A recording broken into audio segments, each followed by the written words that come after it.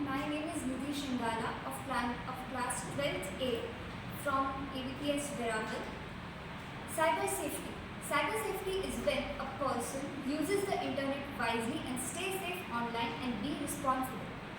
So it often includes to protect your personal information, protect others' privacy, to avoid cyberbullying and frauds.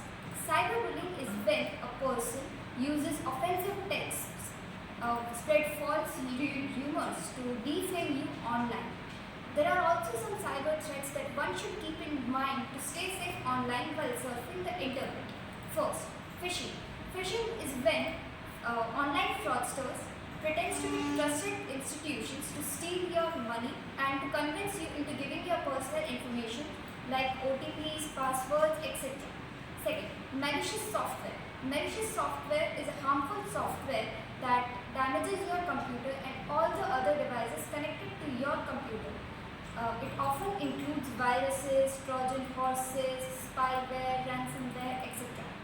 Next, online grooming. Online grooming is when an adult pretends to be a kid or teenager of your age and to convince you into giving your personal information and to perform illegal activities.